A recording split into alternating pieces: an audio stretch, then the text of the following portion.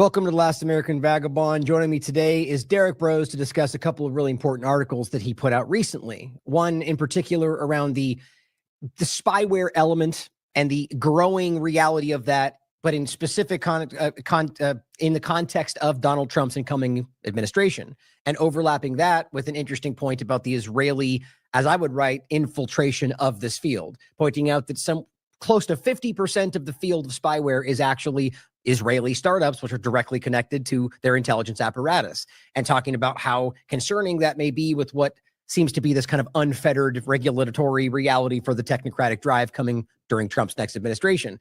And he also wrote about recently this new development between Elon Musk, SpaceX, and the National Reconnaissance, the NRO, the group that is ultimately behind the majority of surveillance for even the NSA and other groups behind that, and stating in their own conversations that you can't hide. And this is being done under the guise of the outsiders, the rebels fighting the deep state. And maybe you can make sense of that. To me, it seems to be the same old thing being built out around us. And so we're going to talk with Derrick and the research he's done around this, and maybe overlap it with some conversations of this weird drone story. So Derrick, how are you, brother? Good to see you again. Oh, got you muted. Let me see. Thanks for having me back on, brother. I appreciate it. Yeah, it's good. This is a good, important take on an interesting developing story. What I find interesting is that during this, really this weird, I keep talking about this weird limbo period that every 4 years we get this like gap between when the president's no longer technically still president, but the president-elect is in power. You know what I mean? It's like anything good, they'll claim, anything bad, it's still their fault, and it's like this weird time. And so right now, the point in that is that in that time, the partisan fervor is pretty crazy. And I think that's interesting that you're highlighting some very clear concerns that I would argue even more so Republicans were highlighting during COVID-19, the Great Reset conversation, and are suddenly now, in some cases, there's plenty of conservatives calling it out, but in some cases just kind of cheering on the good guy version of the same thing, right? The good guy AI, the good guy technocratic control structure. So let's start with, okay, do you want to open with something? Go ahead.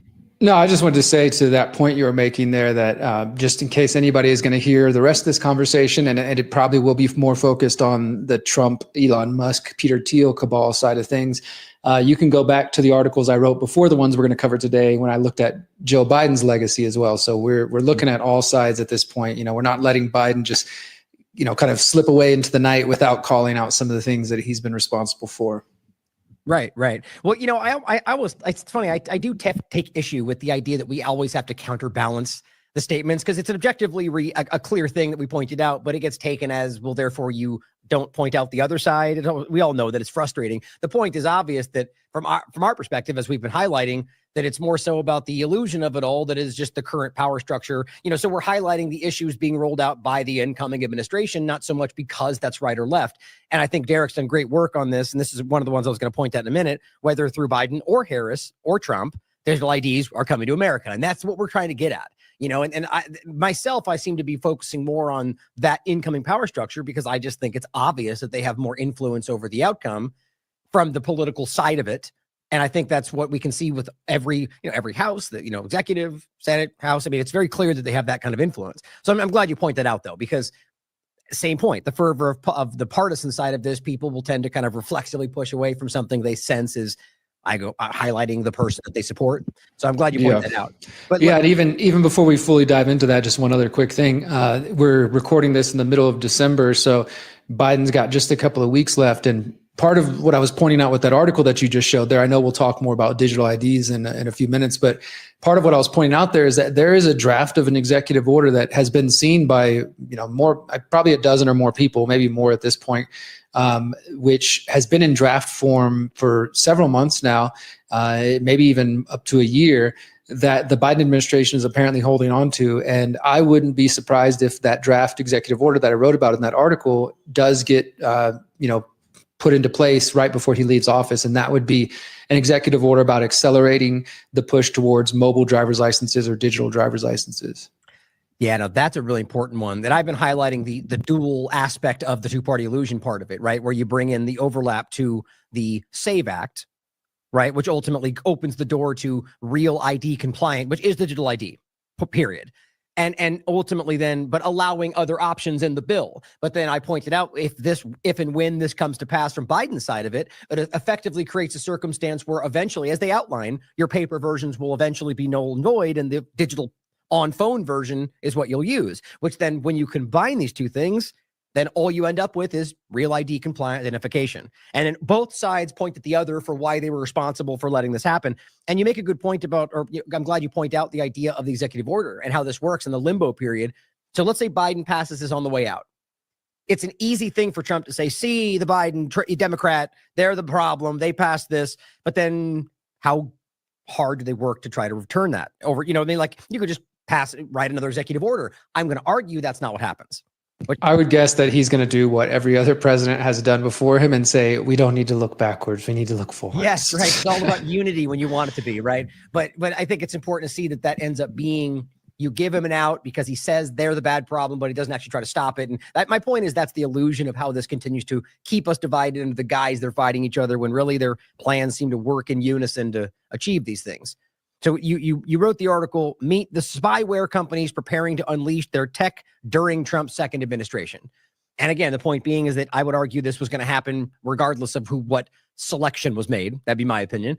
But so what really alarmed me about this is the first point in general, just in a broad sense, before we even get to this point, is how crazy it is that we're in the position where this is still like, it's like a benign story almost for some people, despite the history of the NSA conversation that in and of itself just kind of got kicked aside. Yeah, we lied 14 times over. Yes, we're spying on you, but it's for your safety. And everyone just went on. You know, it's like, it's just crazy. And so here, that overlap is important that you see whether it's Israeli spyware or not, which we'll get to. Just the fact that we're still in this field, that Americans aren't recognizing how invasive this stuff is or just don't choose to. I just even comments, and I just think it's very crazy how we can't seem to get past these things. Any of them, it seems.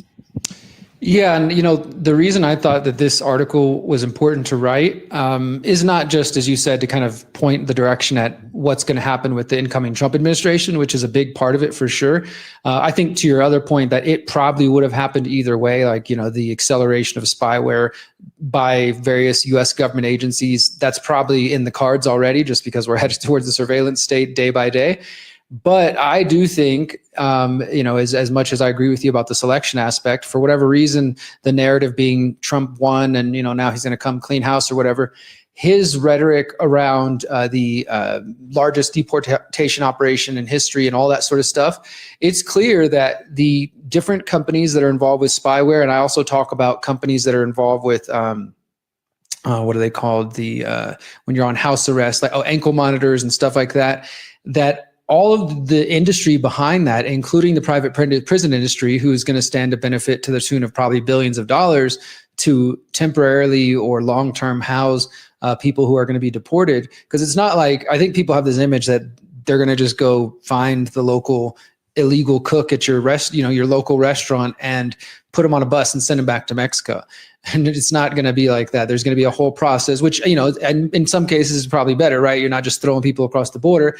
There's going to be bureaucracy around that. And that bureaucracy is going to need more bureaucracy in companies. Who's going to build those shelters that hold the people temporarily? Who's going to monitor them to make sure that they come back for court dates and all this sort of thing, which I discussed in my previous article about the Biden administration, how the reason there is a real immigration problem is because of decisions that were made during the Biden administration, the Obama administration. And I would think there's even some things under Trump that, he could have easily fixed some of these issues if he wanted to. Real quick, Venezuelan point. Don't forget that Rubio was on record responsible for petitioning and driving more of the Venezuelan refugee program. So just to your point, exactly. So it's both sides of this dynamic for different reasons. Go ahead. Yeah, and as we reported at the time, like Trump was, a big cheerleader for the attempted coup in Venezuela, and it's interference like that in other countries, which leads to the blowback that causes people to want to come to the United States in the first place. They're not just leaving for no reason. There's turmoil and things happening at home, and they decide, this potentially dangerous journey, the life-ending journey is worth the risk, so we're going to go make it. But nevertheless, this problem of immigration has been building up for some time. And so then Trump gets to step into this role of like, I'm going to be the one to finally fix it. The Democrats are crazy, and they did all these policies that clearly anybody with a brain, and I think it's true, anybody with a brain could look at these policies and say like, that's not going to end up good. Right. You're going to lose children. Why are you doing that? Well, then it allows Trump to, and these various companies to kind of step into that space and say, well, look, I'm going to do this better. And as he has signaled, and you can find this in statements made by Trump, you can find it in the Republican Party platform under Trump, and just different speeches he's given, that he is not anti-technology, not to say that he should be or anything like that, but he's definitely going to use technology like facial recognition, like biometrics, et cetera, to create this massive system that he wants. So we shouldn't expect that he's going to like shy away from these companies who are already coming a calling to the Immigration Customs Enforcement, to ICE. As soon as Trump got elected, as I point out in the article, ICE was petitioning different companies for contracts for technologies which will be useful for tracking people and which will be useful for housing people and things of that sort. Some of which includes these companies here that I'm highlighting, these spyware companies that have been around for years. You know, for those who aren't familiar with the term spyware, you know, it comes from the idea of software. Software is, of course, something like a program you can load to your laptop, to your phone, your computer, things of that sort. Spyware, as the name implies, is simply software or a program that is there to spy on you and to gather data from you. And as you mentioned, Ryan, we know about the NSA's efforts through tapping the undersea cables of the internet, through phone and cellular data collection. This is different in the sense that this is specifically companies, many of which who are associated with Israeli intelligence, who are developing software, spyware programs that they can remotely infect phones, computers, et cetera, and gather all kinds of data. And then, of course, where that data goes after that, maybe to law enforcement, maybe to the government, maybe back to the same Israeli firms with connections to Israel, Israeli intelligence like Unit 8200. And they are bragging that they can crack encrypted messaging on WhatsApp, Telegram, Signal, and Facebook Messenger. And not to say that those four that I just mentioned, besides maybe Signal, are like the pinnacle of, you know, encrypted messaging, but Facebook does claim that they have some level of encryption. Telegram does have a one-on-one encrypted messaging option, and WhatsApp is allegedly encrypted too. And then Signal, of course, is seen as like the kind of the pinnacle or the, you know, the top encrypted messaging app. I think there's reasons to be skeptical and careful with that as well. But nevertheless, these are the ones they're focusing on. And if they're focusing on these ones, we can just assume that they probably have the ability to crack others as well. So that's kind of what my article is looking at in a broad picture. We can get deeper to the details, but how all of these different companies that are starting to contract with ICE, specifically the one I start with is $2 million 1-year contract from Paragon Solutions, which is just a company that when I started to look into them, like, yeah, there's been a few reports, mainly from the Wall Street Journal over the last couple of years, but they're not a household name that I've really heard anybody else in our broader community mention. So it felt to me kind of important to not only highlight them, but to highlight just the danger of where spyware really is going. Like the way I sort of see this is you could compare it to something like facial recognition or maybe artificial intelligence, where, you know, I'm not the guy to say like, let's get the government to ban the things and assume that's going to fix stuff. But we are dealing with new levels of technology that is, you know, as many of the people that were referenced in the article I wrote here, some of the so-called experts, that we're really in uncharted territory when it comes to this technology. I mean, there's just, how do governments even protect from it? Even if we believe the governments were benevolent and really trying to protect us and our communications, like let's imagine the US government really did care about that. Well, you still got the Israeli government, you got the UK government, you got other governments who are freely contracting with these companies. And it's not just about spying on their own citizens, it's about spying on pretty much anybody they want. And this technology does allow them to do so with pretty much anyone in the world. So that, I think, is the bigger, scarier kind of question and conversation around this is like, is there any way to stop it from getting worse? I really don't know.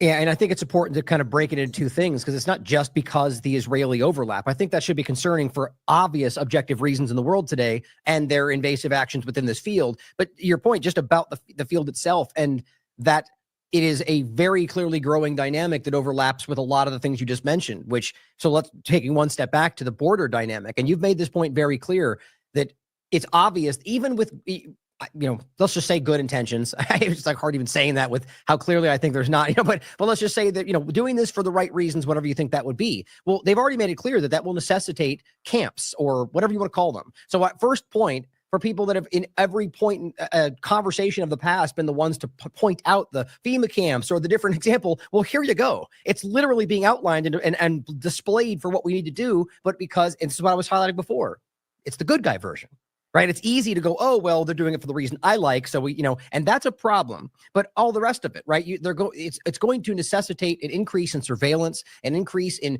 biometric tracking, like they're telling you is coming. And this overlaps with all these conversations we're seeing. So they justify it saying that we have, have to secure the border. We have to shut this down. We've got immigrants we have to deport. Well, that is going to be, as you've highlighted in more than one article, the deployment of potentially military, as there's highlighting, and just state of emergency, which it's going to increase and solidify not a surveillance state, but a technocratic surveillance state, which is where this is going, that we'll never go back from. Every time that's happened, Patriot Act never went back. COVID-19 never went back. All right. So that's where I see coming for this. And it even overlaps, which we'll get into in the next article and afterward, this potential drone conversation, right? Because let me play this clip actually, since this relates with all the stuff we're talking about. You guys have seen this, but this is what Trump said not too long ago. And it is very clearly something that, it directly overlaps with the spyware, with the biometric tracking, with the border conversation, and even with the drone point. Because how do you think they're going to be using biometric tracking? Number 8, we will finally complete the biometric entry-exit visa tracking system, which we need desperately. For years, Congress has required biometric entry-exit visa tracking systems, but it has never been completed. The politicians are all talk, no action, never happens, never happens. Hillary Clinton, all talk. Unfortunately, when there is action, it's always the wrong decision. Do you ever notice? In my administration, we will ensure that this system is in place. And I will tell you, it will be on land, it will be on sea, it will be in air. We will have a proper tracking system. Wow. You're muted, brother. What are your thoughts on that? What we're talking about today. Yeah. So first of all, it brings up a few different things, man. And like after I wrote that article about Biden and I was going deeper into the immigration issue, it is a complex issue. I'll give it that, right? There are some dumb, obvious moves that have been made that, like I said earlier, set you up for failure. And so it's like, okay, change those policies. Well, one of the policies that the Biden administration changed, which Trump appears to be saying he's going to fix, of course, he's going to go above and beyond, and it's going to be completely, biometric wall, smart wall, et cetera, though, is the fact that the Biden administration, and I think it actually started during the Obama administration, but it continued for sure during the Biden administration, that they ended the practice of DNA collection for sponsors. So as I write in that article, when there's an unaccompanied migrant child that comes across, they hold him, and sometimes maybe they have notes or something, or they have some sort of information, and they're supposed to find them a sponsor, which is, in the best case, a family member that's in the United States, and they connect them, they prove, okay, this is your family member, you know each other, IDs are shown, they do background checks, like that. Those are all the things that the Biden administration stopped doing, but they're supposed to do background checks, and that is supposed to include some level of biometrics, probably a DNA test of some sort. And those policies were ended or reversed under Biden and Obama. So I asked myself, because obviously we both see the danger in what Trump is talking about there, land, sea, and air, biometrics, all the stuff that many of us are fighting. And I understand that, and I can see that. And then from the other side of how do we fix the immigration problem? How do we solve this not knowing if a child coming across and the person that says, oh yeah, I swear this is my nephew or my niece or whatever. And there's all kinds of crazy cases that the kid's showing up looking drugged. The kid's like clearly trafficking situation going on. And there was people trying to warn them. All those different mechanisms that are supposed to be there to protect the children failed or were ignored, et cetera. And I think we can safely assume by design. But I guess what I'm getting at is how do we solve that problem without promoting more biometrics? Like, what I mean? Like, I don't know what the perfect answer is in that case, because obviously I'm against Trump, wanting to do full on biometrics, and because from there, like you already said, it's going to expand. It starts with voting, and then it goes, you got to use it everywhere. Then it becomes, you got to use it to get on the internet and whatever else.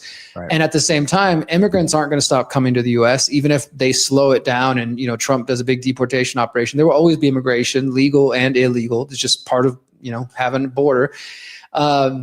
And how do we improve that situation? We're not going to solve that right here, but that's just where my mind goes. It's like, damn, we're like kind of stuck in between, a rock and a hard place. Like, we don't want to promote biometrics. And at the same time, that seems like that might be one way, DNA testing or something, some level of, more than they're doing now, at the very least, a background check, like show a picture with this person and a family member or something. Right.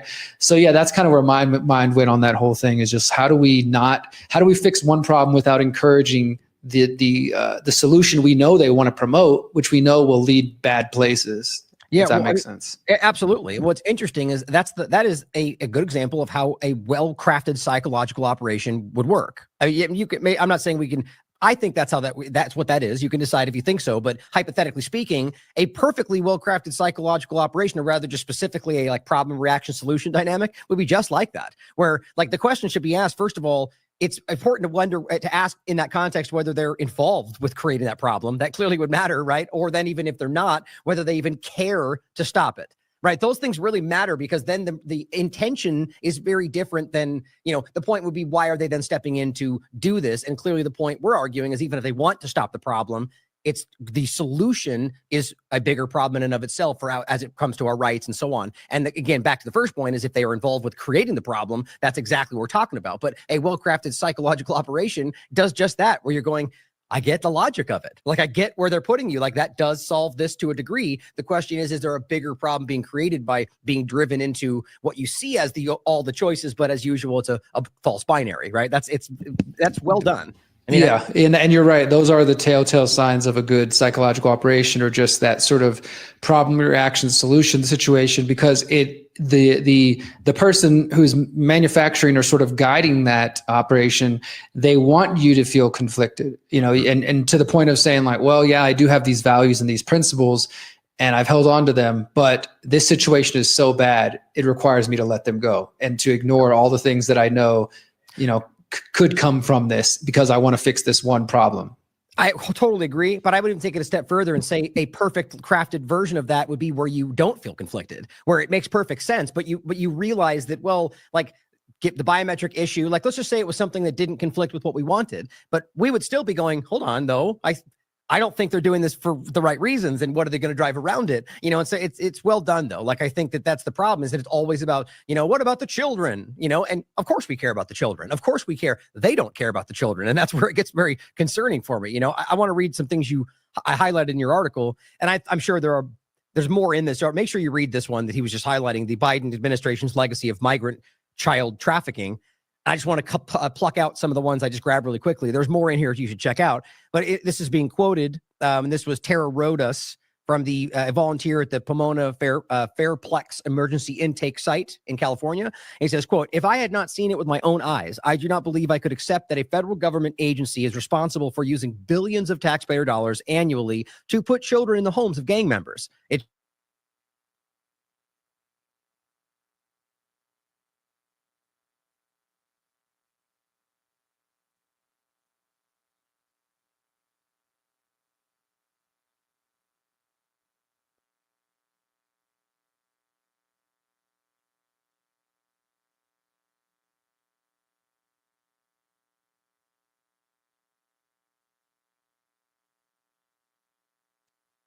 Oh, did you lose me there?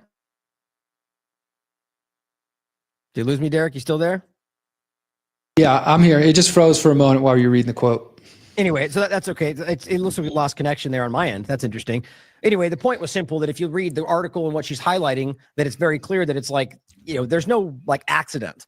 Like, they're going out there, she's calling them out for ignoring the process, removing, stopping the checks of what they might need to make sure that the parents, it's just grotesque. And maybe there's some other reason, but I think it's pretty nefarious on its face.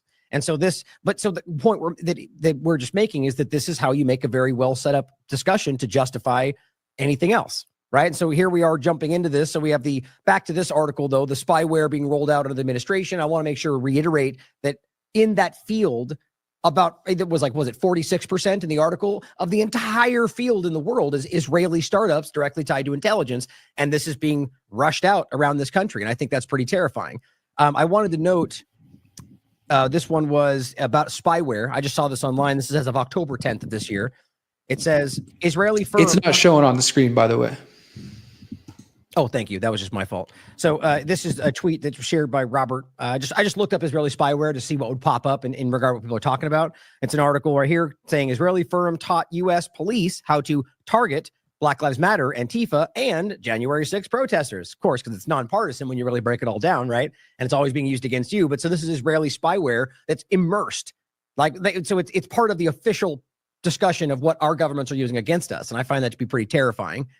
And so we can roll this into, the digital ID aspect of this is very important, but we can talk about the next article you wrote. And the point is, we get digital IDs at any point. We should talk about how it overlaps with all this, because it's very obvious that that's, as we wrote in the IMA panel discussion, the foundation of technocracy. It'll be one of the earliest points in this, and that is the biometric aspect. So tell me about this article, Derrick, and how you think these overlap, if at all, because I think there is clearly a connection, whether it's drones or biometrics, but does overlap with satellite and surveillance. But the article's entitled, "You Can't Hide." So whether they connect or not, we're talking about the increase of surveillance state. Elon Musk and SpaceX are helping U.S. intelligence build the world's largest spy satellite network. So tell us about this and why we should be concerned. Yeah, so I mean, you're right. They both connect because they're part of the broader surveillance conversation. Before we jump into that one, I wanted to make one other point, though, on the spyware companies. Just we were talking about how that relates to ICE. I mentioned that there's been a $2 million contract signed earlier this year by Paragon Solutions. I just wanted to make the point that that is actually just the latest and contracts that ICE has signed with various companies. They've actually signed $20 million worth of contracts for spyware, surveillance, and forensic tech in just the last 4 months, in the 3 months leading up to the election, and then since then. And so, like I said earlier, whether this probably would have continued and, it picked up at similar pace, whether it was Kamala or Trump in office. But it does seem like Trump winning and all his rhetoric about, deporting and stuff has signaled to certain companies and to ICE, like, hey, we need to be prepared. We need to get ready. So one of the contracts I found was ICE they're looking for methods to verify biometrics with a smartphone or a tablet using facial recognition or other means. And they're specifically looking for vendors who can, quote, provide devices that track participants' activities and movements via geolocation, offer identity verification, and offer one or two-way communication capabilities with ICE to assist ICE with ensuring compliance with release requirements and court orders. Now, that's what I was mentioning earlier, that when they hold people, they might say, okay, well, look, you've been found to be here illegally. They might kick them out, but there might be cases where they say, we need you to come back to ICE's court and, come check it out again. This is kind of the reverse of the problem they have when people are coming in. They're supposed to set the kids up with a sponsor, and then they're supposed to come back every 30 days and be seen. But that's where you hear this number about like missing kids. I don't think we can for certain say they're missing yet, but they definitely are not keeping up with them. And so, we could maybe assume. But nevertheless, so these companies are now contracting with Trump, or with the incoming Trump administration, with ICE, in anticipation of Trump coming in for tracking devices, biometrics, et cetera. But the other point I wanted to make about this is that one of the companies, Geo Group, which is a private prison contractor, one of the biggest ones in the United States, after Trump was elected, he gave an interview where he said that he's expecting they're going to make $400 million annually under Trump by filling up the beds with individuals who've been accused of illegal immigration. This is where we're talking about the FEMA camps, internment camps, whatever you want to say. There's going to be housing, and there's going to be a lot of money to be made on this. And here's where more of the swampiness comes in. Trump's pick for Attorney General, Pam Bondi, she was a former lobbyist at the Geo Group. So you start to see like, okay, so the private prison industry is about to benefit to the tune of hundreds of millions of dollars a year because of Trump's rhetoric about getting rid of immigrants, because of a situation that we know was allowed to expand to this point where people are literally begging to get rid of all the bad guys. And the companies and corporations like Geo Group, I guarantee you these people do not give a crap about the sentimental stories that you're falling for and please save the children. They're caring about the $400 million annually that they stand to make under a Trump administration. So you've got somebody going from being a lobbyist for them and then now being put in the highest, or nominated for at least, the highest law enforcement position in the United States, the Attorney General. And in that position, she will be directly involved with shaping immigration policy. And obviously, she could make it in a way that's going to benefit her former contractor, Geo Group. So I just wanted to point that out, that there's a lot more swamp on the Trump side want to admit. And if people want to read the rest of this article, I do encourage you to I didn't go super deep with every one of these other companies. There's some that are more well-known, like Clearview AI, but Boldend, Cellebrite, Magnetic Forensics, Penlink. These are companies that we should probably be aware of, because I'm sure we're going to see them coming up more in the coming years. And if I remember correctly, most of those are Israeli companies, right? Or at least the majority of them you listed off. And I think, and like you said, that there's a report that I quoted from the Atlantic Council, interestingly, from just September, and it was all about spyware. And it said that most of the vendors, because you've got like the companies that create this stuff, the spyware companies, you got vendors. There's just like a whole apparatus to this industry. Most of them are based in Israel, India, and Italy. They call it the 3 Eyes, but nearly 50% of them are coming from Israel. And there's other companies like the NSO Group, who's probably made the most attention over the last couple of years because of the Pegasus leaks that people may or may not have heard about. I do a little recap of that in this article, but there's others. And these names, like I said, they're not household names yet that you might have heard about, like Palantir or something. But I guarantee you, we're going to see more and more of these different names, and we're going to see more and more spyware being deployed, both by private companies, because that's the other big difference, right? On one hand, when we talk about surveillance, you got the NSA, that's government surveillance, taking taxpayer dollars, developing different tools to hack and spy or go to the courts and ask for FISA warrants or whatever. These are private companies who are working with hackers who've been trained by the intelligence firms to develop tools specifically to crack encryption and messaging apps, and then sell those programs, that spyware, that software, to governments and to law enforcement. So whether it's coming directly from the governments and the cops, or it's being sold to them by private entities, we've just got so many people trying to get in our stuff. And I would encourage people to check out, just one other note on this, encourage people to check out a documentary. It's by HBO. I don't encourage you to give HBO your money, but if you search around, you can find it. It's called Surveilled, and it just came out in the last couple months. And actually, I didn't even know about it till I was finishing my article, and I decided to watch it sort of as part of my research.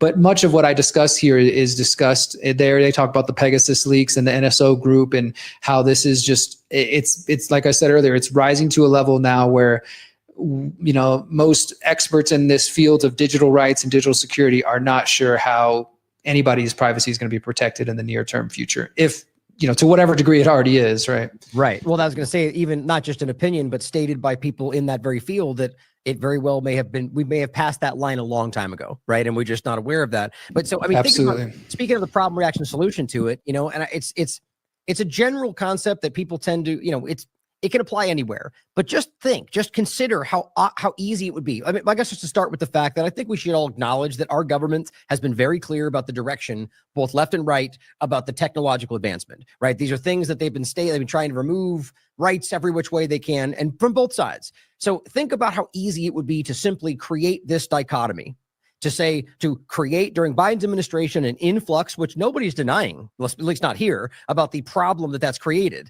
And then how easy it would be to have Trump swing in with this next administration and say, well, now we're going to bring them all back out and create the opening for exactly what we're talking about. Or maybe they're not even aware of that, but just consider how easy that might have been to accomplish. And so now they're going to be the biometrics, the drone aspect, the surveillance, all the things we might talk about. So I just want to point that out. I know many of you probably already had that in your mind, and it's not there, something we can verify, but we have to consider that might be happening. That's how governments operate. Now, before we move past the next one thing I really think stands out when you read that last time, when it says accused of illegal immigration, I think that tends to get skipped over, right? And you made a point about that. So they're erring on the side of the big boogeyman that we need to remove from the country. And I think that's being broadly, like, wildly overrepresented. But to the point you made earlier, well, then we should care. There's people that were let in that were criminals, or that they're people that are here illegally. That should matter. But when you say accused, that opens the door, like all the rest of this, to a broad stroke, application of what? That they have a different skin color? I mean, how would you really imply that from a perspective of people on the street? So if you just touch on that point, I think that's important. I think that is a hugely important point. And not only what you're saying there, but we already know that Donald Trump has been speaking in support of stop and frisk measures and wanting to bring back the horrible post 9/11 stop and frisk measures. And for those who either weren't paying attention or just didn't, care at the time, but in the post 9/11 era, up until maybe the last 5 or 10 years, when I know they finally got rid of it, but there was stop and frisk in places like New York City, obviously, where 9/11 happened, where the cops could pretty much just go up to anybody. And yes, they typically were brown-skinned people who maybe looked they would assume they were Muslim. They could be Palestinian, they could be Sikh, they could be whatever, but they, you know, they had a turban on or something. So they may go check them out and question them, and they could pat them down, they could bother them, they could take them to the station, they could try to turn them into informants, and all of that was considered completely legal. And I think you're for sure. Yeah, totally unconstitutional, but they consider it to be legal, you know, as far as they're concerned. And, you know, so when you mention that caveat of, like, they say, you know, people who are suspected of being illegal immigrants and things like that. Another thing that I've seen Trump stating that does concern me in terms of how this whole thing's going to be carried out. And none of us know for sure, but when they're discussing using the military, he's like, oh, well, maybe we'll use them. We'll see if it comes to that. It's just not even a fun place to be where they're playing with that idea. Right. And I might have mentioned this to you in the past, but when it comes to the whole immigration thing, I mean, this is definitely something that I do think it should matter to people, whether you know any immigrants or not. Because, for example, my partner, she's born in the U.S., Mexican parents. They came over. They were naturalized in the 90s, so they're legal, but they have some family members and probably friends of family members who come over who do a lot of work and work that Americans don't want to do, who may not have their current paperwork because of how messed up the system is. And Trump is, you know, they're asking him in these recent interviews he just did, well, what are you going to do when there's a child who came over illegally, or one person, but then the rest of the family may have the proper paperwork, and, you know, are you going to separate families? And he's like, well, we don't want to separate families again, because that made such a big stink last time when he was in office. You guys might remember that. So they're saying, well, he doesn't know what Trump is saying, and you can find him quoting him saying this directly. We'll deport the entire family. You know, so what does that really look like? None of us know. Like, when you got a mixed family of some people who maybe have come illegally, some people who have, but you don't want to separate the family, and his solution is just deport the whole family. I don't know what the heck that means exactly or how that looks, but yeah, I think you're right to kind of zero in on that, people being suspected of illegal immigration and how that could be easily expanded. And then we do end up in a place where stop and frisk is back. Trump also wants to give police even more immunity and things of that sort. So you could end up in a really bad place where your civil liberties don't matter if you have a shade of skin that's, you know, slightly dark. If it's not just totally bright white, then maybe they think, or if you got a mustache, you look slightly Italian or something. You know, it could just open up the door to all sorts of profiling of people who are perfectly, you know, legal and doing nothing but exercising their constitutional rights. Exactly. And really, to make it easy for people to digest, to just pull away the racial aspect to it. I mean, that's obviously the relevant part of this, but it's really just about them saying, I suspect something, nothing's proven, and so now I'm going to violate your rights. So it doesn't matter what the real justification is, that's wrong. That's unconstitutional. And ultimately, going back to the same point from Mayberry versus Madison, Supreme Court ruling, it is null and void. Something that is repugnant to the Constitution is technically not legal. Now, they can pass a law all they want, but this, of course, is when we're in an illegitimate government position, it doesn't really matter, but that's important to remember. And so I think that's very alarming that we're now going back into the direction. I mean, even at 9/11 timeframe, that was also, and it was all just because, well, fear. And now we can look back and go, oh, you mean the people they were funding and that they were working with that are now working with Syria? You know, it's like, this is always how these things go. And it's not left or right. It's simply your government.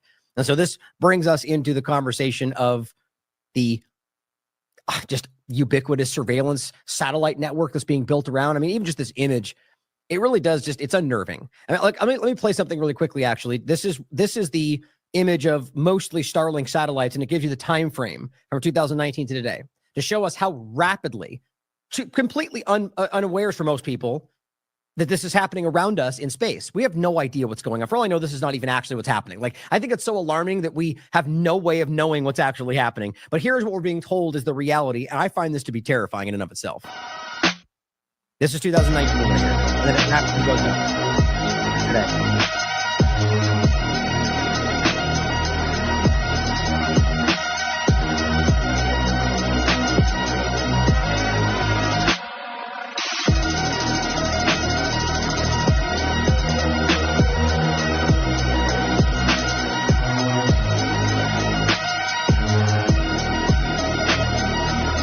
Now, minus the increasing red color, which makes it feel more ominous. It's actually pretty terrifying. Like I don't, like, even if it's like a not with negative intentions, or it's just like it like makes me feel trapped. It makes me feel claustrophobic. I don't know. That just pretty terrifying. Think that is definitely terrifying, man. I hadn't seen that, but that makes sense based on what I was reading about the coverage of just how much it's been expanding. And I definitely believe I touch on in this article how, the thing that people don't really understand is that the SpaceX company has been partnered with the military for a long time. I mean, right after 9/11, they were launching satellites for the NRO and for other agencies of the U.S. government, which we probably are not privy to at the moment. But this isn't anything new. So from the very beginning, Elon's company, I mean, this is just another example of how he is a military industrial complex contractor. Like this is all of his different devices, whether it's Starlink, which is just the commercial public version of what Starshield really is. And I think maybe that's part of the goal too. I mean, we can kind of look at the internet itself. We can look at cell phones, GPS, we can look at social media, all these different tools being funded initially by the military or with help from NQTEL, the CIA's venture capital firm. And sure, they have a public use. Hey, the internet, it's fun. You can post memes and cat pictures and stuff like that. But then there's maybe this deeper militaristic intelligence use for it. Same thing, right? GPS devices were used in military operations. And then eventually those GPS devices became connected with radios where you could communicate and track locations. And then once those transformed into what we call cell phones, smartphones, now those GPS devices, radio communication. I was actually thinking about this yesterday. I was doing some research on the mafia yesterday and watching this documentary about the lengths that they had to go to catch these mobsters in New York in the 70s and 80s. And I'm talking about sneaking into people's cars, like being able to do this in 45 seconds, sneak in and put a bug in their radio, sneak into their favorite restaurant, all this kind of stuff. And now all they have to do is just get access to your phone and get the same information that they used to have to work so hard for to get a bug in your house, get a bug in your car, in your restaurant. They just turn on your phone and listen in. I mean, it's crazy, but really quickly on that point though, I would say that we're past that point. Like I legitimately think that's maybe like the 90s, or maybe early 2000s, right? Where your phone, like they would have to again. I think we're at a point where whether the phones are easily accessible or that we're beyond that and we don't even understand that, like Wi-Fi 3D mapping audio. Like the World Economic Forum was doing presentations about how they can use your Wi-Fi device to like not just map out what you're doing, hear audio, but almost like somehow, I mean, it gets crazy. But so my point tell how many people are in a house or in a room and things of that sort. Yeah. But but also like audio and like all sorts of different relaying, like spying levels that are near ubiquitous. And then talking about the satellite, everything going into like Web3 and where all this stuff's going, like the new advancement of how the interconnected. I mean, that's where I think we are. Sorry, I jumped in. Go ahead. No, you're making great points there. And yeah, so I mean, that's just what comes to mind when you show that video there, because I've been writing about this Starlink and Starshield, and everybody for the most part knows about Starlink. Like I said, they understand the public version of this, which is like, if you live in a remote place,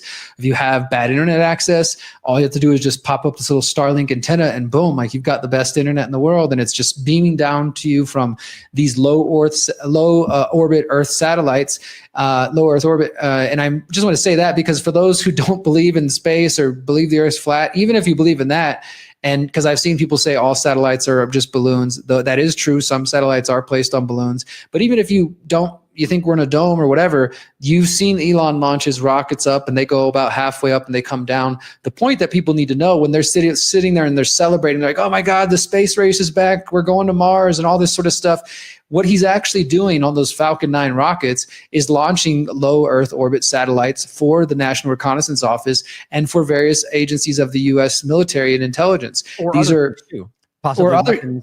Yeah, I mean, the thing is, we don't really know. The payloads are all classified. We know that some of them are satellites, but so the Starlink is like the public face. Starshield is the military side of things, and so now that he's got people all over the world celebrating Starlink, and we know Starlink is used in the Ukraine war there, and other aspects of that. and people are celebrating it and loving it, and they're embracing the Teslas, which can listen in and spy on them at all times and be turned off remotely. Now we're starting to get little trickles of information about this classified $1.8 billion contract that SpaceX through Starshield has signed with the National Reconnaissance Office. And that hasn't even been fully confirmed. It's just based on a few different sources who spoke to Reuters and to the Wall Street Journal. All signs point to the NRO. The NRO is the agency that is the US government agency that handles the creation and distribution of satellites. They've been around since the 60s, but they were actually a secret organization, much like the NSA, until 1992. When they finally admitted that they were, that they were putting up military satellites for different reasons. And there's a whole history that I get into in this article for those who want to know more about just some of the shady and weird things that the NRO has been connected to. But the big point here is, like you said, that they're creating that image that you showed was just the perfect illustration of that. And I did some digging and I was able to actually find a quote, which is where the headline comes from the head of the NRO, where he mentioned that statement that we're quoting from, so he's at this event by the Center for Strategic and International Studies talking about how the National Reconnaissance Office is using satellites from SpaceX, from Starshield. And this was last year. So he said from last June to December, we've probably launched 100 satellites. So we're going from the demo phase to the operational phase. We're really going to be able to start testing all of this stuff in a more operational way. What are they going to be doing? They are part of the proliferated architecture to go off of it and get us reasonably high resolution imagery of the Earth at a high rate of speed. Now you can't hide because you're constantly being looked at. Now, I pointed this out the other night in the context of, whether it's the drone discussion we're having or anything else that we're seeing, these weird developments. I mean, it's interesting. He makes a point to say we're going from the demo phase to the operational phase where we're really going to be able to start testing out this stuff. So it's interesting to start seeing these things pop off, that's just one of the things to consider. But I want to ask you some questions about it. Like first is just a point to comment, is that it's interesting to me that these were contracts made with the government, with Elon Musk, during Biden's administration. So I'd love people to highlight for me how that makes sense in the context of this outsider fighting the deep state dynamic, which clearly Biden's administration is supposed to represent. Obviously, you know where I'm getting at. I just think it's interesting that we can't connect those dots for some people that love these partisan narratives. Very clearly, he's a military contractor for the government. And if they were somehow different, they wouldn't be working through Biden's administration. I think that's obvious. Did you want to comment on that at all before I... Yeah, I mean, I think I referenced something to that extent. There's a line in here, I can't find it, but I basically say something to the effect of people who are defenders of Elon will just argue that he's just a smart businessman. He's like, of course, yeah, who cares? Yeah, he loves Trump, but if he's going to make money from the U.S. military or whatever, he doesn't care who's president, and that's smart. He's just being a good guy, a good businessman. He understands his tactics, and they'll try to spin it however they want. But I think to me, it more illustrates that he doesn't care who's in office, because him and the people he runs with, the Peter Thiels, the David Sachs, the other technocrat class, and even now we're seeing some of the other, allegedly left-wing opposite side of the Musk and Thiel technocrat class in the last few days, from Mark Zuckerberg, Jeff Bezos, and Sam Altman, all donating $1 million to Trump's inauguration, that the technocrat class doesn't care who's in office, especially the billionaire technocrat class. Like, they bow their heads to the Zionists just like everybody else, just like Elon Musk did to go kiss the ring after that whole he's anti-Semitic thing last year. So yeah, they might be being smart business people, but not for the reasons you think, not because they care about us, because they care about their bottom line. They care about serving their masters. And, I really think people think Trump's in control here. I think it's obvious he's being played. Now, they may stroke his ego enough to make him feel like he's the one, oh, wow, I got the richest man in the world on my back, and he listens to me. I put him in a position of power, right? As if they're not, already gathering so much data on everybody in all these ways. I mean, the other thing too, just to tie it in, just in the last couple of days before we recorded this, they announced that Grok is now, the AI on Twitter is now free for most people, with some limitations. And I kind of hint at this as well. And I don't know if this is where you want to go next, but the guy that I was just quoting from, the head of the NRO, he starts talking about artificial intelligence too. And because he basically said that now that we've got so many satellites and we have heaps of data coming in, there's no humans in the world that can keep up with this. So we're going to need help from artificial intelligence. And what I wrote here was, no doubt Elon Musk will be ready to offer some assistance in the form of data gleaned from Grok, the AI bot integrated into Twitter, which has gathered billions of data points from the platform's hundreds of millions of users. And I was just trying to like imagine what that could do of like, you've got Grok and he's building this XAI and stuff that people are just, not only just the posts they're making, but the people who are like legitimately having conversations with this thing and feeding it information. So it's getting all that data, and the military is now like, oh, we need help with AI. How hard is it to imagine that the next contract from Elon Musk is, oh, hey, we'll give you access to our Grok large learning model, and you can use that to filter through all the data you've gathered from your satellites. Or that's how it started. Yeah, maybe that's where it was already in the first place. But you know what I mean? Like, it's not that hard to see how these things connect. And I'll just quote from the guy again. He said, operating a proliferated architecture means that it's no longer possible to go off and for an individual sitting at a control center to say, I know what the satellite is doing. So we have to have the machines go off and help us there. We need artificial intelligence, machine learning, and automated processes to help us do that.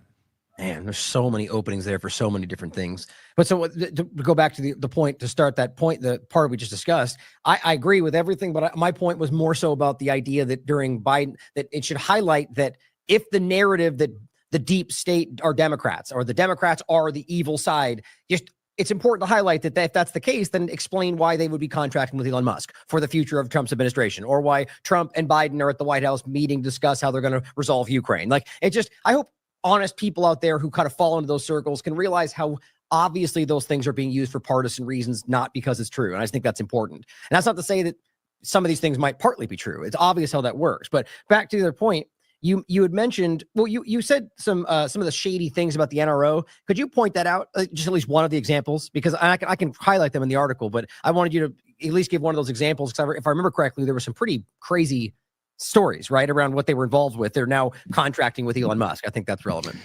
Yeah, I felt like it was important for people who'd never heard of the NRO to at least maybe know a little bit of the history. Like I said, they hadn't even been public till 1992, but pretty much within 5 years of them being public, in 1996, you had a New York Times article titled "A Secret Agency's Secret Budget Yields Lost Billions," officials say. And so apparently in 1995, they lost $2 billion in classified money. So that was kind of an interesting thing. It made me think, of course, Catherine Austin Fitts and others who are always speaking about the trillions lost. And just here's another example of alleged money just being lost that they claimed later on, okay, we found $1 billion of it. Like, and there's no way to verify this as a public person. Like, obviously we could dig into the budgets, but we're talking about black projects here. These are classified, above top secret budgets that most of us never have access to. And so the claim that they lost billions of dollars and then found it is just funny. But it just as some reference to kind of give us an awareness of how much money this agency does use. In 1996, so almost 30 years ago, the NRO was running a $28 billion a year black budget, according to the New York Times. So that was 30 years ago, $28 billion already being pumped into this satellite agency here, the NRO. This is a few years too before, as far as I could find, their first contract with Elon Musk and SpaceX. But just to think about that, I mean, a lot of us haven't been paying attention to these sort of things for 30 years. And while we were all, teenagers or young adults or whatever in the mid-90s, they've got a $28 billion black budget already at that point. Most of us had never even heard of them. So, I mean, I thought that was kind of interesting. One other one that I think people may remember is this, one of their launches of a spy satellite, which is officially known as USA 247 or NRO Launch 39. This was December 2013, which was just a couple of months after the Snowden leaks were starting to happen. And they were launching this satellite. It was being promoted by the Office of the Director of National Intelligence, the ODNI, and they actually tweeted out a logo for this launch, which was, again, taking place December 2013. And the logo you guys may have seen around, or there it is right now for those watching the screen. The ODNI said, "Ready for launch, and Atlas V will blast off at just past 11, carrying a classified NRO payload." So that's what I mean. They have these classified payloads. We don't know what they are. It says also CubeSats, that's satellites. So it launched satellites and then some other classified things that we don't know about. And the logo is this crazy octopus wrapping its arms all around the world with saying nothing is beyond our reach. And they have their own explanation for why they chose that. You know, they try to like, oh, well, octopus symbolizes this and that, blah, blah, whatever. But here we are, fast forward to what, 2020, this was 2013, so 10 years later only, and we've got the head of the NRO saying with these new satellites they're launching, there's nowhere you can hide. Nothing is beyond our reach. I mean, it's right there. So just a little bit about, you know, some of the people that the Elon Musks of the world are partnering with. And, you know, one other just kind of tidbit on this is more directly related to Musk and just to kind of, because I end the article with hammering home the point that he's a technocrat, he's not a hero, for those who are still falling for that narrative. And I actually found this from another article when I was doing some research, but if you go to the Tesla website, and we do link this in the article on the Tesla like corporate website, and there's a profile for Elon Musk, he calls himself the Techno King, which, you know, he's a nerdy, weird guy, right? He's quirky. He's just being silly. He gave himself a silly title at his company. But it really reminds me of the historic technocracy movement. And I've talked about this before, that what I call the technocratic state, they originally called the technate. And they said there would be a North American technate that would know how much energy everybody's using. It would allocate, you know, energy credits and all this sort of stuff that sounds real familiar now. And at the head of that would be a technocrat king at the head of the technate. And Elon calls himself the Techno King. Okay, it could be nothing, but to me, it's just like those little things that I feel like might end up being important in the long term. Yeah, very much so. The last one I want to ask you, you mentioned in the article about specifically Starlink. Again, you kind of framed it as this like, you know, I'm sure in some cases it's helping people, right? I'm very suspicious about that. I don't think very few things are like that in this world from people like that. But that you mentioned that the NRO or simply the government intelligence kind of apparatus is in some cases might be piggybacking on the devices. Could you explain what that means? I think that's important for possible, you know, especially if it turns out that this is not some new thing, but there's rather, you know, like that Elon is another. Oh, I'm trying to make a good analogy, but like, you know, like DARPA on the internet, where it's like, he's a project of ours, kind of an idea that it was always like that from the start. So what do you mean by piggybacking? Yeah. And that's kind of what I was alluding to earlier is like, you know, like I said, the internet, cell phones, social media, these devices and these tools that we are now ubiquitous in regular everyday life, they all have origins in the U.S. military and U.S. intelligence. And this could very much be another example of that. So what I was pointing at specifically is that just as of last year, SpaceX got its contract with the U.S. Space Force. This is apparently the first public one. There may be others, but the first public one that we know about. And it was specifically to, quote, provide customized satellite communications for the military under the Starshield program. And Starshield is going to give the military access to the SpaceX Starlink satellites for 1 year so far. And there was an Air Force spokeswoman that told Bloomberg that this is going to, quote, provide for Starshield, that the contract provides for Starshield to provide end-to-end service via the Starlink constellation. So they call these satellites constellations. And so basically they're saying like, now that Starlink has gone up there and it's provided all this internet for different people, we're going to go ahead and now get a contract with SpaceX to let us have access to all that thing. Now, I don't know what those details mean. Does that mean that they would have access to the traffic that's being transmitted through the satellites? I think it's absolutely possible, and I wouldn't put past them. And that's another reason why, to me, even if I thought like, not that any other internet service provider out there is necessarily trustworthy, but knowing what we know about Elon Musk, it would definitely make me feel skeptical of like having all of my data transmitted through his SpaceX network, Starlink network, which is part of SpaceX, which is a military contractor and is now working even closer with the military than they ever have before. So what I wrote was that the U.S. and intelligence will be piggybacking off the Starlink satellites, which are being sold to the average person as a convenient and fast way to access the internet. And the other point I kind of made earlier is when people are seeing, you know, like these, the rockets, Elon Musk will tweet them and they'll do a live stream all day. Like, here's another rocket going up, and I see all these people celebrating. They're not thinking about the payload that we just discussed. You go smile and clap and like, yeah, we're going to Mars because the rocket went up in the air, but you don't see where it's letting off its payload and sending out more spy satellites to help the U.S. military build the largest spy satellite constellation in the world. And I think that's what it's really about. So Starlink kind of seems like it was just the foot in the door to get people accepting of, that, like what that picture showed, put satellites all over the entire globe. Yeah, it's going to help you guys have internet, and we're going to end the digital divide and help poor African farmers. And, where have we heard this before? Just think of the global South, and we're going to fix the world for them, we promise, and make it more equitable. Exactly. Or all these examples of saving them that actually hurts them. Yeah, and then now it comes out, well, actually, we're going to partner with the military and give them access to this same satellite network. Right. Well, to your point, it is a perfect example. Grok is something that is being thrown out there. When something is free, it's you're the product is the point, right? And so ultimately Grok is out there, and we already know that Grok, they're using that data to facilitate their project. So what would be the difference of him letting them look at the data that's coming through the satellites? You know what I mean? Like, especially since he probably feels he's giving these things to people, so he probably has a right to that. Are you willing to bet you there's something in these contracts? The problem is that people that lean into this more often than not are of the mind that these are, like you said, heroes, saviors. They don't even think twice about whether there might be something nefarious going on there. And that's a problem. I don't think that's the majority, but I think there's a large group of that, most definitely. So let's talk about how this overlaps to kind of wrap up today, as long as we want, but about the idea of not just this point, but any other points in developing stories. Like, for example, AI being used in foreign policy situations, Palantir, Peter Thiel, and Israel, things like that. But specifically, the point that seems to be really grabbing the country's mindset right now is the drone fiasco, which, I mean, I'm in no way suggesting, I think it's pretty obvious that there are drones, and people are, these are some of them, I think probably half.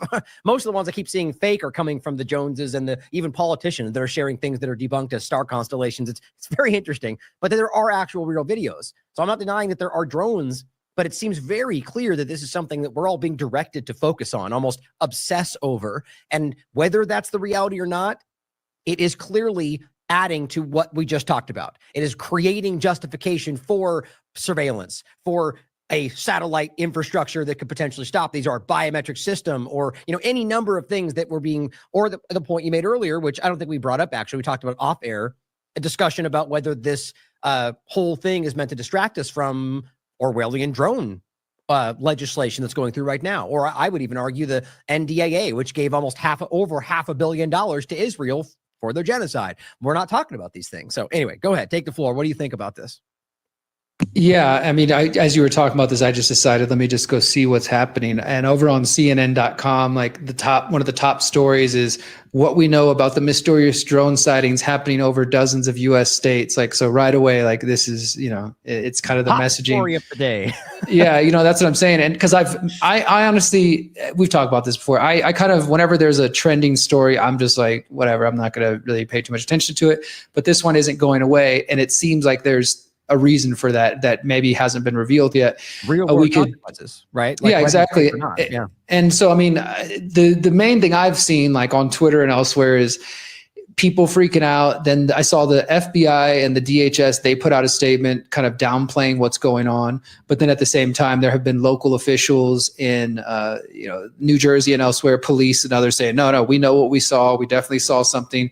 You can see these images, and it's like all the different lights, which kind of look like to me what UFO sightings used to look back in the day. Like, I'm not saying all these lights are connected to one ship or something like that, but I would lean towards the fact that this is, like, even this CNN article is referencing the War of the Worlds, which of course we know back in the day, War of the Worlds, there was a radio story being played and people flipped out because they thought it was a real alien invasion. I don't know if that's the kind of winking at us, but I do think what you mentioned, that we saw that article that was coming from Zero Hedge and aggregated by Free Thought Project about this legislation coming up related to drones.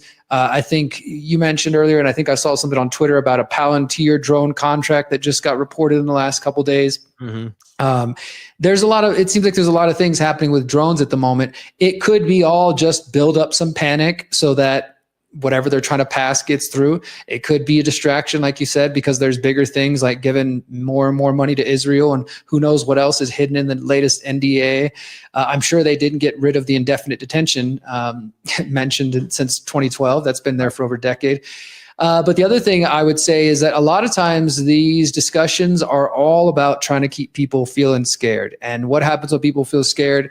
The military gets more money. It allows the politicians to come in and argue and say, look, this is exactly why we need a space force. This is why we need to militarize space. This is why we need to have an Iron Dome like Israel has. We, whatever the particular thing might be, it generally speaking, in my view, like at just a basic level, not saying like, because I mean, there's deeper levels we could go in. Maybe this is Project Bluebeam. Maybe they are preparing us for a fake alien invasion, things like that. But at a more base level, at the most basic level, I think it's going to give more money towards military industrial complex contractors who can come in and say, well, we can provide anti-drone, equipment, or we can provide better, airspace protection, whatever. Yeah, there's the Red Cat contract, the one that was what I was just mentioning there.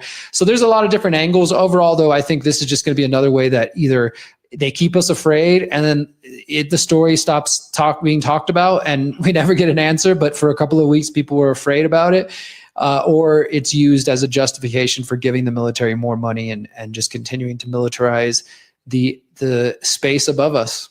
Well, that's exactly the thing. Is again, just like we pointed out many times today, whether this is a completely random event, or whether they manufactured it, or somewhere in the middle. The whole problem, never let a good problem go to waste example, right? It's something that will be used. Like I pointed out with the shooting, whether, sometimes there are just people that get shot. And my point is that when there's a large event, whether or not they manufactured something like that, the government who wants to will say gun control, right? It's using something in front of you. So my point would be, and I do think there's very clear hallmarks of manipulation in all of this, but I think we're at a point where there's far less information than I'm usually seeing. Like 90% of this conversation, even on like BBC and AP, are like anecdotal narratives. Like the entire article was like what somebody said and what they saw.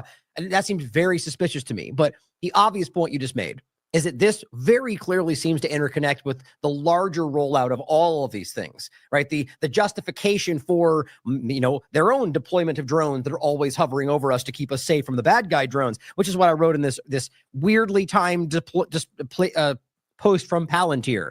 For more than 2 decades, we have been providing warfighters with mission critical software and blah, blah, blah. It's drones, right? So they're literally going, look at this new drone, discussion, basically new contracts for drones for the US and everybody else. And I said, hurry, rush out the good guy drones to save us from the bad guy drones. Thank you, Elon and Palantir. I just think it's very interesting. And so I recently did a show about this where I go over the bigger topic, but I also highlighted some interesting connections to Israel specifically. Now, as I said in the show, I'm sure people will jump to the conclusion that I'm doing that because they think I'm focused on Israel, and there's some truth to that. I do think Israel is a very important, largely interconnected problem to a lot of the things happening in the world, but I wasn't like I was just blindly looking for it. There were things that popped up that I think are very relevant. For example, these are just general things. The point was there's an exercise we saw about drones with Ukraine and NATO and overlap, which was just a point about kind of a false flag dynamic. I saw that Israel is one of the leading drone providers in the world, but rarely is highlighted as that, and all these different points. And I thought it was relevant. But what I want to include in this, what you mentioned about the Palantir point, is that this was so this image, by the way, is from the Army-Navy game. And weirdly, Elon just shared this and cropped out the Palantir thing, which I think is funny. But here's the video that they shared at that game. Did you see this, by the way, before I play it? No, I haven't seen this. Palantir advertisement they played at that game. Think of the timing.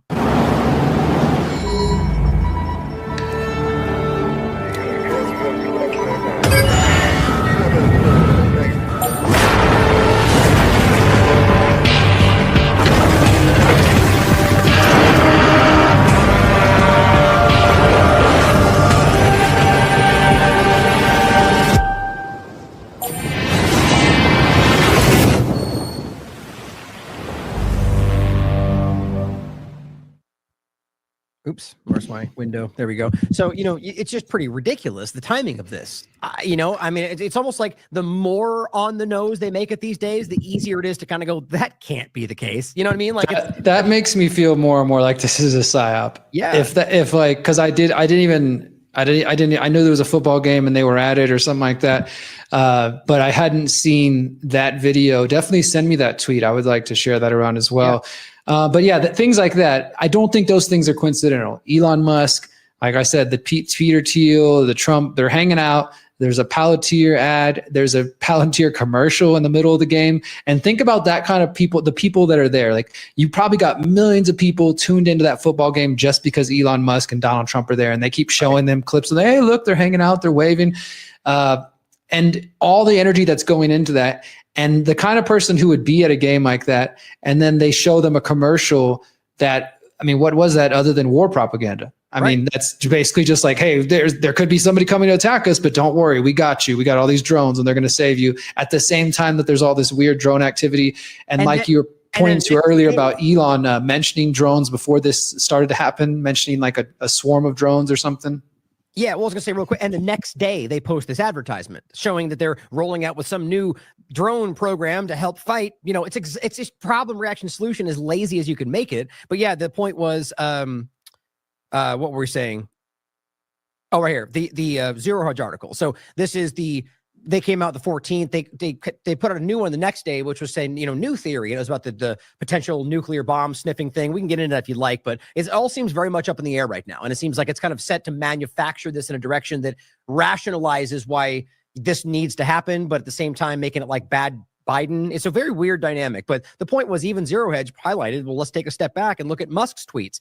2023, he says the drone wars are already a big deal, but we ain't seen nothing yet. September 29th, epic drone wars coming. September 30th, drone swarm battles are coming that will boggle the mind. Those are all there. What I find even more interesting, December 13th, this guy goes, hey, any thoughts on the mass drone sightings? So realize he's been hyping this as a very real incoming problem. And then when he asked while it's happening, he says alien spaceships controlled by Iran, obviously.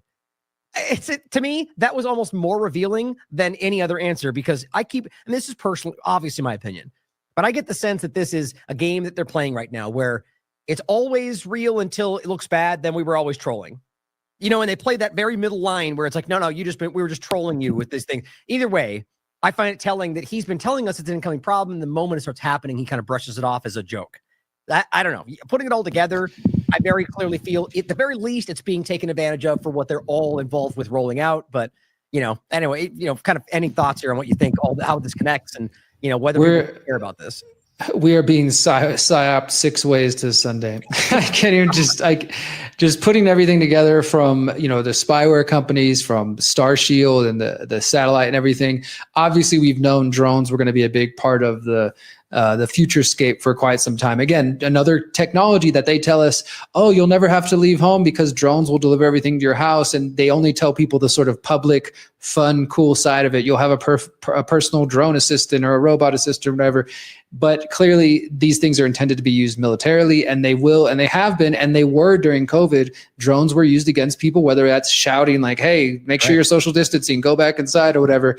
I also just want to point out real quickly to a piece that our friend James Corbett, also a member of the Independent Media Alliance, published last week on his website or on his Substack, called The Drone Wars You Are Not Prepared. And it was great timing by James, because I don't know if it was related to the New Jersey stuff going on, but I think he just was feeling like drawing people's attention, not only to like drones, like we're talking about unmanned aerial vehicles, but obviously drones like the quote unquote robot dogs, and they've got aquatic drones. They've got them hopping and running on things. And then now they've got, you know, they're making them, you guys might remember, they've talked about making like drones the size of hummingbirds or the size of dragonflies and stuff like that.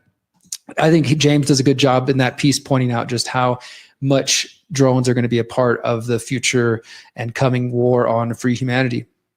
And not to make it any more alarming, but let's realize that whether, you know, kind of a fine line these days between smart dust elements to tiny drones. I mean, at what point do we lose sight of what that really means? And is it internal? I mean, my God, the world is going in some very scary directions, and maybe we're already there, you know, so we're being slowly edged into what they've already done. You know, I mean, this is my worry, but so I'll just, you know, end with some points here that I think are relevant, as we just talked about, that ultimately Palantir very clearly is connected with the power structure and what they're rolling out.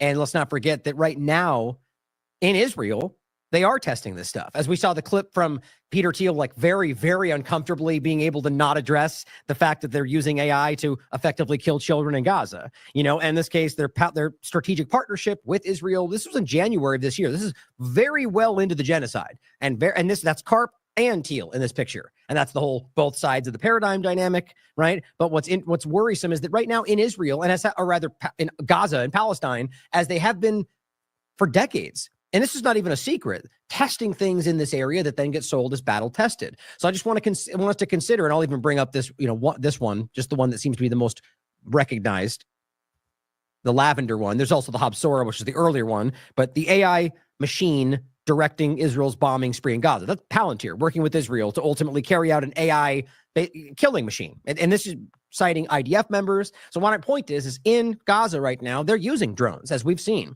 And I argue all of this right now is being real-time tested, and maybe we just kind of stepped into that real-time test. And ultimately, we have the NRO highlighting that the real-time, it's operational at this point, and as well as what I showed earlier a moment ago, back in just even May, Intercept was reporting an Israeli company is hawking its self-launching drone system to U.S. police departments. And I said, as I said recently in the conversation on my show, was simply, as we see this kind of Israeli tech startup deploying like chicken pox across our country, like just everywhere. We've got the Carbine overlap where they're able to manipulate call center dynamics. We've got startup companies themselves, spyware, my point is not to say that those are the drones, but just realize how easy it would be for something like this to become almost impossible to see with the influence coming from these foreign powers, or just ask yourself whether we're being played like Derrick was just highlighting. But either way, I do think it's concerning how all of this overlaps and is driving to more surveillance, more control.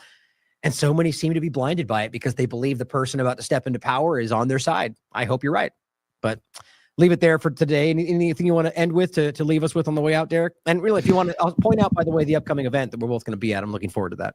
Yeah, that'd be great. No, I mean, I would just, I think this Red Cat and Palantir partnership, I definitely want to look more into that, and maybe I'll end up writing something about it, because I do think it's going to be intriguing. Because I see from one of the press releases, you mentioned Lavender, of course, but probably a few less folks remember Project Maven, which when it was first announced was a big deal because there was people from Google protesting that they didn't want to be involved and stuff like that. But Palantir, as well as other companies, were involved with the development of the Project Maven. And you've got Palantir's CTO and president bragging about how they've been, quote, providing warfighters with mission critical software and production AI capabilities, including Project Maven. And now they're looking forward to going forward. And interestingly, they have a program that is called Warp Speed. Their operating system is called Warp Speed. I saw that. That's interesting. Yeah. Yeah, it's who knows if that's just coincidental or not, but it does definitely feel an interesting nod. And I tend to think there's more interconnection than we realize. But yeah, I'll include a link. I was just trying to grab. Oh, here I got the just the People's Reset link. I'll include, but upcoming event we're both going to be at Derrick's. She's responsible for putting this together in regard to the People's Reset, formerly known as the Greater Reset. I'm looking forward to this conversation and seeing your community, by the way, and everything going on there. But as I said before, I think it's a very important time for this conversation. I mean, it's always been important. But the idea of first of all recognizing that there are alternative solutions for all the things they want you to think. There's only one path, which is their technocratic control structure, but also just that we need to actively look inward, right, into how we will improve our lives and not just call for somebody else to solve everything for us. So thank you for putting all that together. Yeah. I'm looking forward to that, brother. Yeah, and I just want to say, anybody who's interested, they can go to thepeoplesreset.org or thegreaterreset.org. It'll go the same place. We're 6 weeks away, pretty much as we're recording this, so there's still plenty of time to come hang out with Ryan, myself, and hundreds of other freedom lovers from more than 15 countries. Obviously, people from Mexico. It's just like Ryan said, it's a great time. If you're sick of just getting the information and just hoping that politicians are going to save you, or you already know they're not going to save you, and you're maybe looking for some ideas on how to get started for yourself, the People's Reset is a place to be. And the entire event is streamed for free online for those who can't come in person. But if you can, I do encourage you to come hang out, get connected, attend some workshops, listen to some talks, meet some cool people, and go home feeling activated. So thanks again, brother, for letting me come on today. And hopefully people are going to pay more attention to Paragon Solutions and to Starshield, because based on what I've seen from writing these articles, there's not too many people who are even aware of these companies. Yeah, I definitely agree. And I hope that this opens people's minds. So thanks again, Derrick, for joining, and we'll see you next time. As always, question everything. Come to your own conclusions. Stay vigilant.